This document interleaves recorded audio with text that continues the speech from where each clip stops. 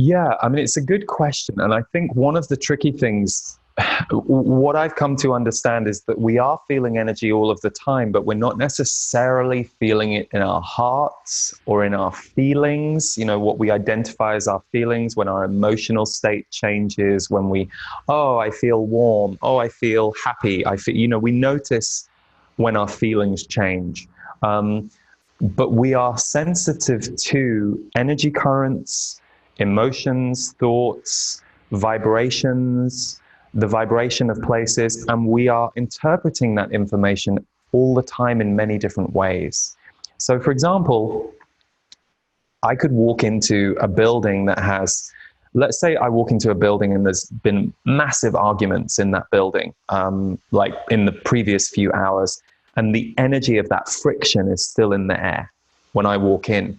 It's not necessarily as a sensitive that I will always feel that energy first. So, some sensitives, or depending on where my focus is in that moment, I could walk in and go, ooh, feels kind of electrical in here. Feels like some friction, some conflict just happened in here. And many people have that ability. And I think all of us can have that ability if we are paying attention and aware.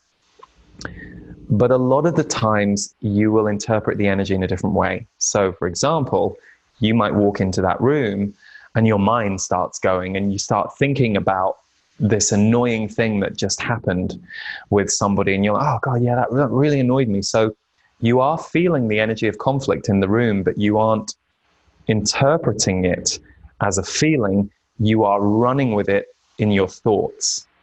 So the energy of conflict that was in the room that you just walked into has hit your brain first. Your brain is where all of your attention goes about it. So you could argue, I'm not feeling it because I'm not feeling it in here. But you are, because your brain is relaying what's going on. Your brain is either giving you a story about what your body is now picking up on, or it's kind of defending against feeling by having a lot of story and a lot of thoughts, which, we can do. We can overthink as a way of avoiding feeling or not dropping into our feelings too. So remember, there are no hard and fast rules. And this is, I think, one of the trickiest things for us to get when we are on our spiritual path or our self-growth path.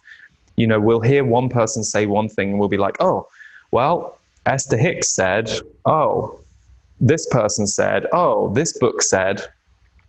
There is no one size fits all. It's a myth. You are the experiment. You are a unique human being and a unique soul, and you are telling us who you are all of the time. It's not that someone else can tell you how you should feel or shouldn't feel. So you as a sensitive feeling being, it doesn't mean you are always warm, fuzzy, just living and feeling. And you'll know that what that's like. You'll have had periods in your life where you feeling a lot, or you'll meet people who look like they're very in their feelings. But this world is so diverse. And for example, you might meet someone who's always in their heart, and that's just where they're living most of the time. But because of that, they don't know how to book a plane ticket. They don't know how to, look after the garden. They don't know. I'm generalizing. I'm not saying that you can't be a heartfelt person and be good at grounded activities. What I'm saying is it's a balance. And the heartfelt people I know who are really grounded, it's like they came into their heart once they had a certain level of grounded ability going on. So that's why they're very functional on a grounded level, and they do it with a lot of heart, because for them, that's the graduation of their old way of being, which was maybe they were always functional and grounded, and they were always heartfelt, but now they've managed to crank up the level of heart and presence with which they do things. So to be sensitive, to be a feeling person, doesn't always mean you are in your emotions first. It can be that you are picking up on everything that's going on in different ways. And this is why awareness and presence is so important. Because if we stay aware of how we're doing most of the time, we'll go, oh, wow, I'm really in my head.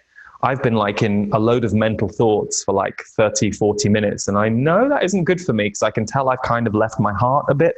I've left my breathing. I've left my body. Oh, okay. I need to come back down. And you know, the people who don't monitor themselves in that way or don't have that awareness, because they're the ones who are often like screaming and shouting at people because they should have taken a break 5 hours ago, but they just don't know. They just don't know. It's like the child that's tantruming and crying because they're tired and they should go to bed, but they don't know they should go to bed. They haven't figured that out yet. That's the parent's job to go, okay, I think Sally needs to go to sleep now. So yeah, self-parenting your sensitivity and your feelings is really important to figure out for yourself how that's showing up for you, and to recognize it will show up in different ways at different times. Long answer, but I hope that helped give you and anybody else who relates to that question some clarity on how it all works.